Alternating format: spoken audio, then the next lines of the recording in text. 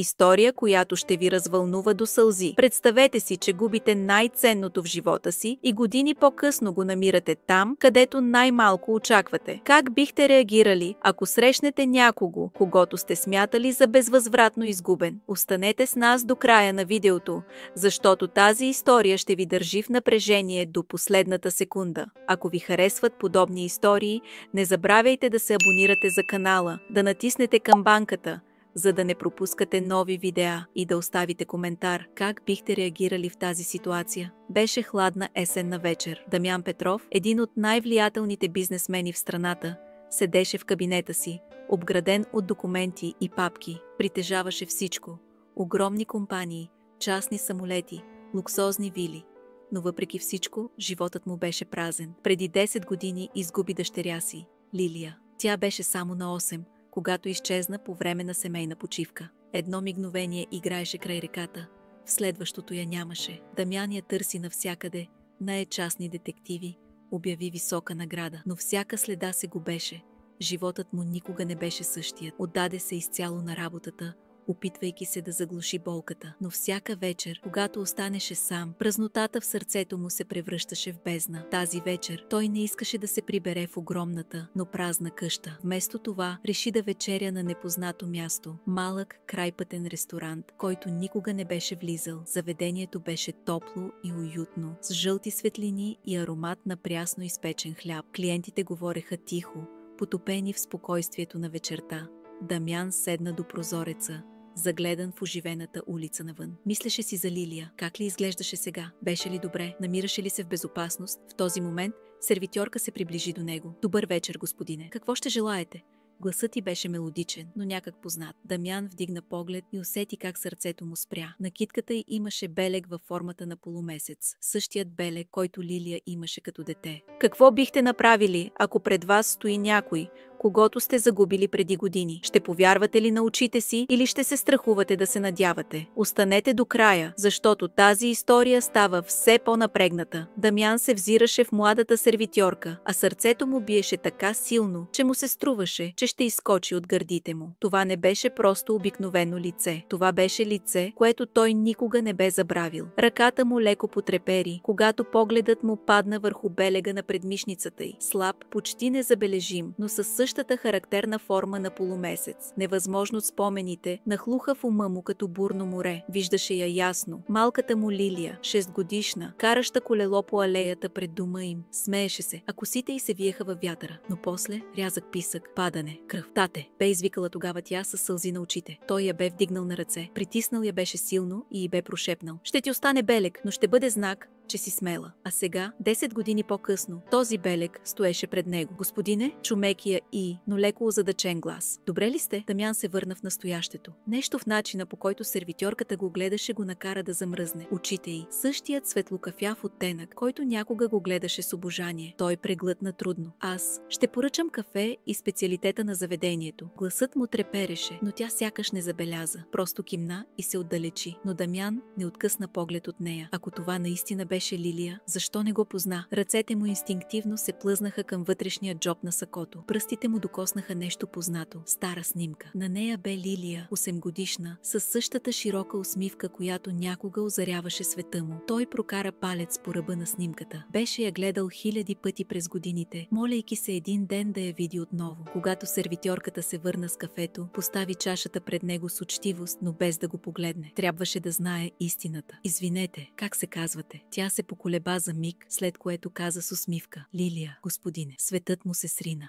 Лилия седеше насреща на Дамян, ръцете й все още трепереха, докато държеше снимката, която той й бе дал. В главата й бушуваха въпроси. Ами ако всичко, което знаеше за живота си, беше лъжа? Очите й отново се насочиха към белега на ръката й, същия, който се виждаше и на снимката на малкото момиче до него. Искам да разбера истината, прошепна тя, а гласът й бе смесица от страх и решителност. Дамян се облегна напред, усещайки, че това беше моментът, който чакаше от толкова години. Трябва да започнем от началото. Спомняш ли си нещо друго? Лилия поклати глава. Помня само фрагменти. Тази жена, която ме намери. Едно тъмно място, но не мога да свържа всичко. Дамян извади телефона си и отвори стар архивен файл с информация за изчезването й. Тази жена трябва да разберем коя е. Как изглеждаше? Лилия затвори очи, опитвайки се да възстанови картината в съзнанието си. Дълга черна коса. Мисля, че имаше белег на дясната си буза. Нещо като стара рана. Дамян впери поглед в нея. Знам коя е. Сърцето му се разтоптя. Това не беше просто случайна жена. Тя беше свързана с хора, които и преди му бяха причинявали болка. Тя не те е намерила, Лилия. Тя те е отвлякла. Лилия го гледаше в шок. Но защо? Какво съм им направила? Дамян пое дълбоко въздух. Не е заради теб, а заради мен. Аз имах врагове. Хора, които искаха да ме унищожат. Когато си изчезнала, мислех, че е просто нещастен инцидент, но сега разбирам, Лилия стисна юмруци. Значи съм израснала с лъжа. И някой се е постарал никога да не се срещнем отново. Дамян кимна. Но повече няма да им позволим да контролират живота ти. Изведнъж телефонът му завибрира. Скрита, непозната за него нотификация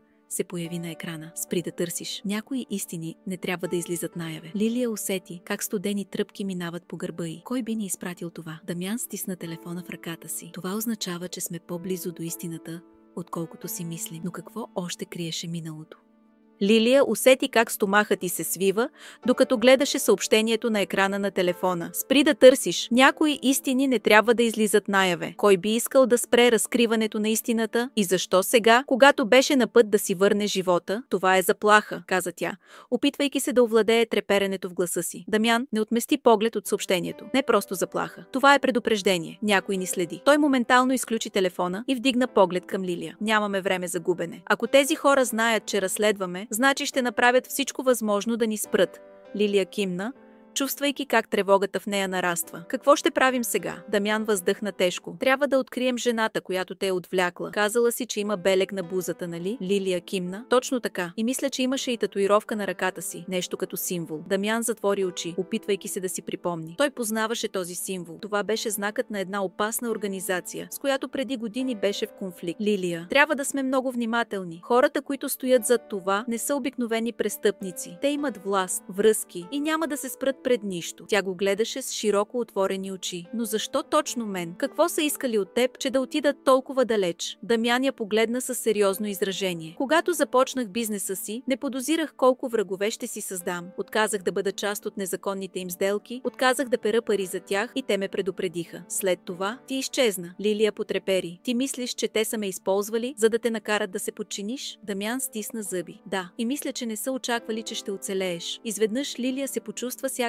целият и живот се срива. Всичко, което бе смятала за истина, беше лъжа. Тя усети как гневът й започва да я изпълва. Тогава не можем просто да седим и да чакаме. Трябва да разберем кои са тези хора и да ги спрем. Дамян й хвана ръката и я стисна лек. Ще го направим, но не трябва да действаме прибързано. Тези хора са опасни. Ако направим една грешна стъпка, ще загубим всичко. В този момент вратата на ресторанта се отвори и влезе непозната фигура. Очите на Лилия се разшириха от ужас. Това беше жената с белега. Лилия усети как дъхът й спира, когато очите й срещнаха тези на жената с белега. Тя стоеше на входа на ресторанта, поглеждайки наоколо с напрегнато изражение, сякаш търсеше някого. Това е тя, прошепна Лилия, като стисна ръката на Дамян. Той я погледна и кимна леко. Спокойно, наблюдаваме, но не действаме прибързано. Жената започна да се приближава. Всяка нейна стъпка отекваше в тишината, а сърцето на Лилия биеше толкова силно, че й се струваше, че всеки наоколо може да го чуе. Когато най-накрая стигна до тяхната маса, тя се спря, сведе глава леко и заговори. Трябва да говорим. Гласът й беше дрезгав, но в него нямаше заплаха. По-скоро вина. Дамян я изгледа хладно. Защо да те слушаме? След всичките тези години. Жената въздъхна тежко и седна срещу тях. Защото имам информация, която може да ви спаси. И защото съжалявам. Лилия се намръщи. Съжаляваш? Ти ми отне живота. Отнеме от семейството ми. Какво има да съжаляваш? Жената сведе поглед. Не трябваше да стане така. Аз бях само пешка в игра, която не разбирах напълно. Бях изпълнител, нищо повече. Получих заповед да те отвлека, да те отведа далеч и след това да се отърва от теб. Дамян стисна юмруци. И защо не го направи? Жената го погледна с измъчено изражение. Защото видях в очите й невинност. Беше само дете. Не можех да го направя. Вместо това, те оставих на една църква далеч от тук и се надявах, че съдбата ще се погрижи за теб. Очите на Лилия се напълниха със сълзи. Толкова години живях без да знам кой съм. Защо съм сама? Защо нямам семейство? А ти просто си продължила живота си? Жената стисна ръцете си. Пръстите й трепереха. Не, бях преследвана от вина. От години следя историята на баща ти. Знаех, че никога не се е отказал да те търси и когато разбрах, че ти си все още жива, че сте отново заедно, знаех, че трябва да ви предупредя. Лилия избърса сълзите си и я погледна. Предупредиш за какво? Жената се огледа нервно, след което прошепна. Те знаят, че търсите истината и идват за вас. Дамян и Лилия се спогледаха. Колко време имаме? Попита Дамян напрегнато. Жената сви устни. Не знам, но ако искате да оцелеете, трябва да напуснете града. Сега. Лилия погледна баща си. Ще бягаме ли? След всичко това, Дамян се усмихна горчиво. Не, мила моя. Време е да се борим.